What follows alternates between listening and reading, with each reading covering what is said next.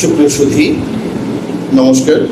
আমি ডাক্তার পলাশ, কর্মরত আছি মেডিকেল অফিসার হিসেবে রেনিক্স ইউনারি ল্যাবরেটরিজ লিমিটেডে।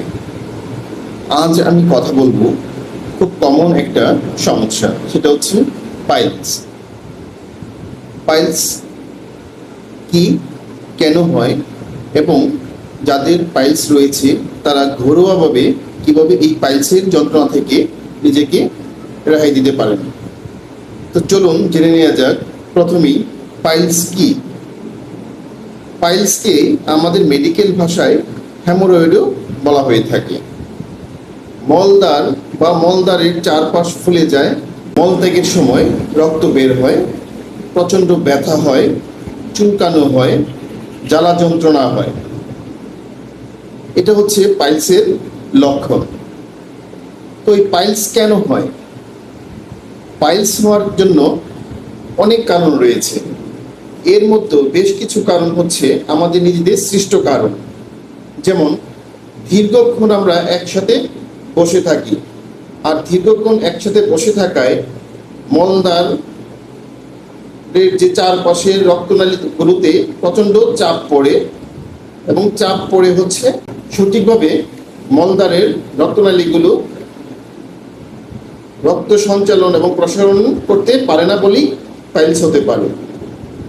তারপর আরেকটা কারণ হচ্ছে দীর্ঘদিন কোষ্ঠকাঠিন্যে ভুগলে। দীর্ঘদিন কোষ্ঠকাঠিন্য কিন্তু পাইলস সৃষ্টি করতে পারে। আমরা অনেকেই মলত্যাগের সময় প্রচণ্ড ক্রোধ দিয়ে মলত্যাগ করি, আর এই বদভ্যাসটার কারণে কিন্তু পাইলস হতে পারে।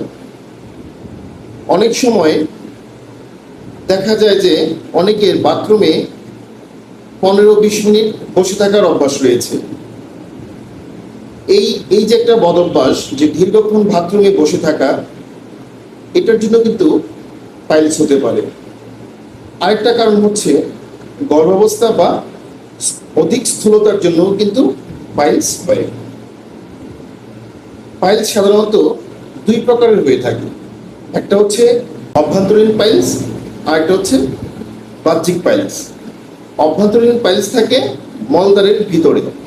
এটাতে খুব বেশি জ্বালা যন্ত্রণা বা ব্যথা হয় না, মাঝে মাঝে রক্তক্ষরণ হতে পারে। আর বাহ্যিক পাইলস যেটা, সেখানে দেখা যায় যে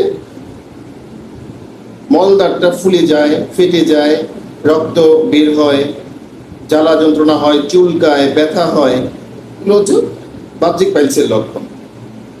তো এবার জেনে নিব আমরা এই পাইলসের যন্ত্রণাদায়ক কষ্ট থেকে আপনি ঘরোয়াভাবেই কিভাবে সুস্থ থাকতে পারেন।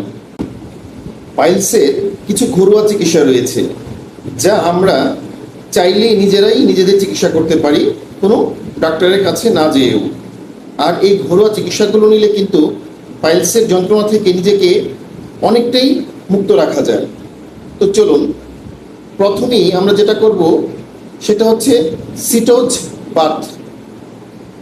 সিটোজ বাথটা হচ্ছে এমন যে সহনীয় গরম পানি একটা বড় পাত্রে রেখে সেই পাত্রে আপনি আপনার নিতম্ব সহ চুবিয়ে রাখুন মলদ্বারটা, এবং 15-20 মিনিট পর্যন্ত সেটাকে চুবিয়ে রাখুন। 2 নম্বর হচ্ছে কোল্ড স্প্রে করুন। আপনি সুতি একটা ন্যাকড়াতে কয়েক টুকরো বরফ পেঁচিয়ে সেটা দিয়ে সেঁক দেন। 3 নম্বর হচ্ছে নারিকেল তেল। প্রথমেই আপনি মলদ্বারটা উষ্ণ গরম পানি এবং সাবান দিয়ে পরিষ্কার করুন। তারপর হচ্ছে শুকনো সুতি গামছা দিয়ে মলদ্বারটা শুকান। শুকানোর পরে আপনি তুলাতে নারিকেল তেল ভিজিয়ে সেই তুলাটা আপনার মলদ্বারের চারপাশ বা মলদ্বারে ফেটে যাওয়া বা ফুলে যাওয়ার যে অংশটুকু, সেইটুকু ভালো করে দিনে 3 থেকে 4 বার লাগিয়ে দিন। 4 নম্বর হচ্ছে ফাইবারযুক্ত খাবার খান। যেমন যে খাবারগুলোতে আঁশ রয়েছে, ইসবগুলের ভুসি খেতে পারেন, বিভিন্ন সবজি শাকসবজি খেতে পারেন, হ্যাঁ, গমের আটা খেতে পারেন। এগুলো হচ্ছে প্রচুর ফাইবার থাকে। এই ফাইবার সমৃদ্ধ খাবারগুলো একটু বেশি বেশি খান। পানি বেশি খান। 6 থেকে 8 ঘন্টা ঘুমটা নিশ্চিত করুন। দুশ্চিন্তা মুক্ত থাকুন। প্রতিদিন আপনি 30 মিনিট ব্যায়াম করুন। যেমন আপনি 30 মিনিট হাঁটতে পারেন, সাঁতার কাটতে পারেন বা যোগ ব্যায়াম করতে পারেন। আপনি যদি কোনো মেডিসিনের সহযোগিতা নিতে চান তাহলে আমার জানা মতে রেনিক্স ল্যাবরেটরি লিমিটেডের একটি মেডিসিন রয়েছে যা খুবই কার্যকরী, সেটা হচ্ছে পাইলসনেক্স বি। এটা আপনি 2 থেকে 3 চামচ পরিমাণ মতো পানিতে মিশিয়ে দিনে 2 বার সেবন করতে পারেন। তাহলে আপনার কোষ্ঠকাঠিন্যতা দূর হয়ে যাবে, রক্ত পড়া বন্ধ হবে, পাশাপাশি পাইলসের ব্যথা যন্ত্রণা থেকে মুক্তি পাবেন। সবাই ভালো থাকুন, সুস্থ থাকুন।